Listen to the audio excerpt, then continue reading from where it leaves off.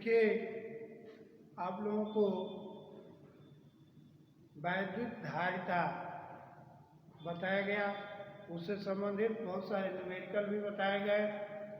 अब आइए electrical conduction lesson 5, ये कुमार मित्तल की किताब में है और एनसीईआरटी में भी है।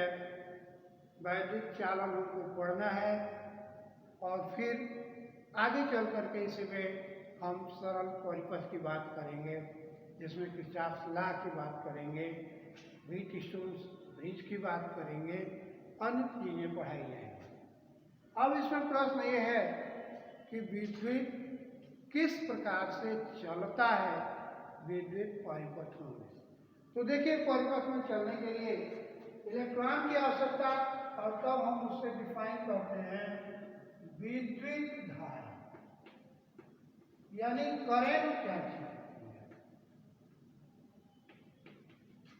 किसी भी विद्युत परिपथ में इलेक्ट्रॉन प्रवाह की दर को हम विद्युत धारा कहते हैं, यानी इलेक्ट्रॉन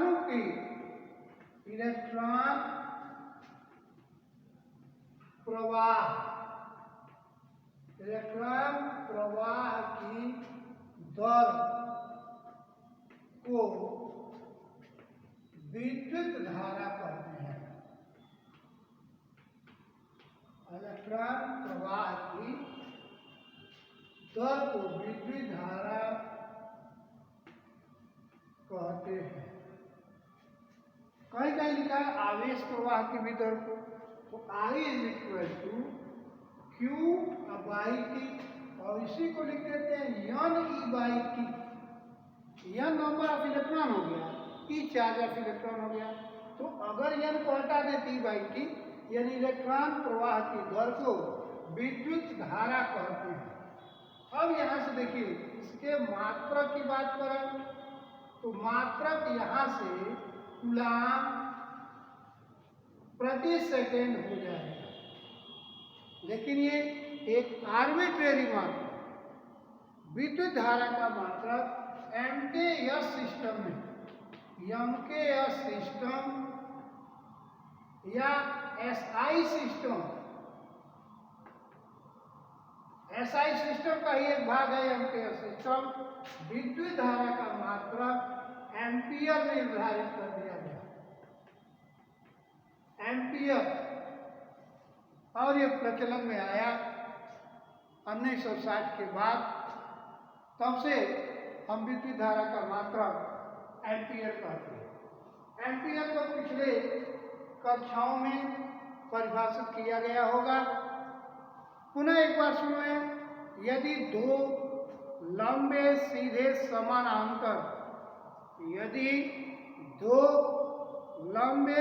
समानांतर धारावाही चालकों के बीच की दूरी 1 मीटर हो, तो प्रति एकांक लंबाई पर यदि 2 × 10⁻⁷ न्यूटन पर मीटर का बल कार्यरत हो, तो उन चालकों में बहने वाली धारा 1 एम्पियर होगी। ये परिभाषित किया जा चुका है। अब यहाँ I = Q/T। अब एक प्रश्न देखिए उठता है कि क्या विद्युत धारा सदिश है कि अदिश है। तो यहाँ से ये मिलता है कि विद्युत धारा एक अदिश राशि होती है, क्योंकि इस चालक तार को जैसे घुमा देंगे वही इसकी दिशा हो जाएगी, इसकी अपनी कोई दिशा नहीं होती। यानी अब हम क्या लिख रहे हैं कि विद्युत धारा एक अदिश राशि है। अदिश राशि है। विद्युत धारा क्या हो गया? एक अदिश राशि। इसको एक उदाहरण द्वारा समझ सकते हैं। जैसे किसी जंक्शन पर ये धारा आ रही है, ये धारा आ रही है 3 एम्पियर, और ये धारा 4 एम्पियर। अब इनका योग इधर से 7 एम्पियर हो जाता है। तो ये दर्शाता है कि ये अदिश की तरह से जुड़ रहा है, 3 और 4 का योग अदिश रूप में 7 होता है। अगर ये सदिश से जुटता तो निश्चित रूप से R square is equal to अगर करते P square plus Q square plus 2pq cos theta, जहाँ थीटा इन दोनों के बीच का कोण होगा। लेकिन इससे सेटिस्फाई नहीं हो रहा है, इसलिए हम कहते हैं कि ये जो है यह एक अदिश राशि होती है, विद्युत धारा एक अदिश राशि। अब आइए अब इससे रिलेटेड क्वेश्चन देखा जाए। छोटे छोटे बहुत सारे क्वेश्चन होते हैं, जैसे एक चालक में 5 मिनट में कितनी धारा प्रवाहित होगी। एक चालक, क्वेश्चन है एक चालक में 20 इलेक्ट्रॉन, ऐसे कर रहे हैं 20 इलेक्ट्रॉन 15 सेकेंड में प्रवाहित हो रहा है। 15 सेकेंड में प्रवाहित, 15 सेकेंड में प्रवाहित हो रहे हैं। 15 सेकेंड में प्रवाहित हो रहे हैं, तो उस चालक में कितनी धारा होगी। तो उस चालक में कितनी धारा होगी, कितनी धारा होगी। तो चालक है तो उस चालक में कितनी धारा होगी। तो अब क्या करेंगे, I is equal to NE/T, N number of electron है, E एक इलेक्ट्रॉन का आवेश है और T समय अंतराल है। अब ये कितना हो जाएगा, 20 इंटू 1.6 10⁻⁻19 और डिवाइडेड बाई 50, क्योंकि एक इलेक्ट्रॉन का आवेश 1e इज इक्वल टू होता है 1.6 इंटू 10⁻⁻19 कूलम, एक इलेक्ट्रॉन के बराबर होता है। अब ये कितना हो जाएगा, 5 से काट देंगे, 5 चौके 20, 5 में 15 नहीं कटेगा, 16 में गुणा करेंगे, 16 चौके 64 होता है, बाई 3 इंटू 10⁻⁻19 डिवाइड करेंगे 2.11 हो जाएगा इंटू 10⁻⁻19 एम्पियर। ये उस परिपथ में धारा का मान होगा 2.11, सॉरी 2.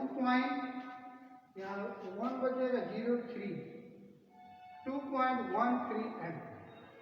तो इस तरह से ये क्वेश्चन है।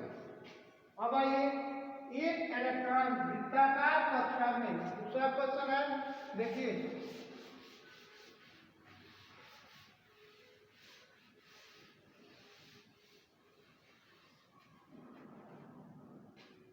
क्वेश्चन है एक इलेक्ट्रॉन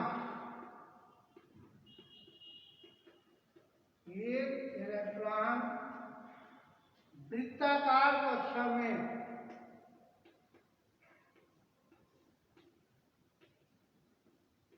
एक इलेक्ट्रॉन वृत्ताकार सर्कुलर घूम रहा है, 6 × 10 पर 15 चक्कर प्रति सेकेंड की दर से घूमता है।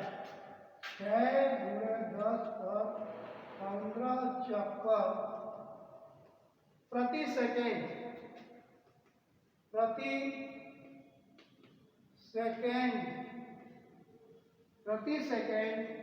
की दर से घूमता है,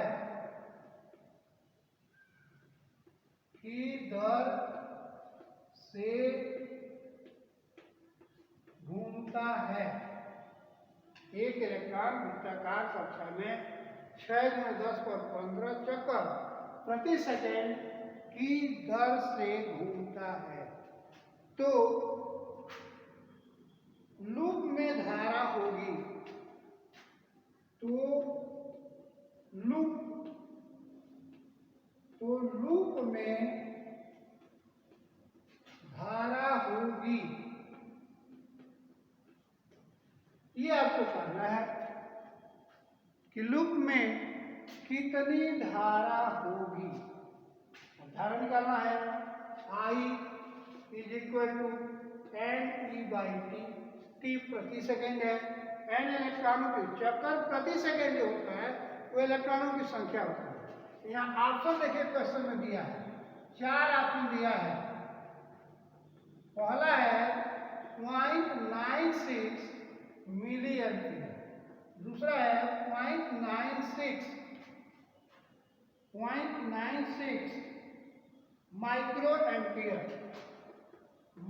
एम्पियर, तीसरा है 2.88 मिली एम्पियर और चौथा है इनमें से कोई नहीं।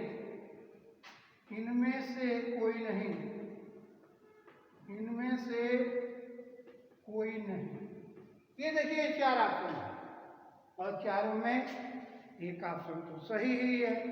जब एक ऑप्शन सही है तो देखिए कैसे करेंगे, फार्मूला I बराबर NE/T। अब n हो गया 6 × 10 पर 15 मल्टीप्लाइड बाई 1.6 10⁻⁻19 और divided by T equal to 1। इसमें मल्टीप्लाई करेंगे 16 × 6 = 9.6 इंटू 10⁻19 में से 15 निकल गया तो कितना बचा, -4। या कर देंगे 0.96 कर देंगे तो 10 की पावर हो गया -3 एम्पियर, या हो जाएगा 0.96 milli ampere. I is equal to, यानी इससे जो पहला ऑप्शन है वो पहला ऑप्शन सही हो जाएगा। तो आज इतना ही, फिर आगे कल देखा जाएगा। सभी 12 के स्टूडेंट किसी भी सेक्शन के पढ़ते हो, इस चैनल को अच्छा लगता हो तो एक बार अवश्य सब्सक्राइब करें। अगर और अच्छा लगता हो तो अपने मित्रों सहयोगियों में सब्सक्राइब करने के लिए कहें। धन्यवाद।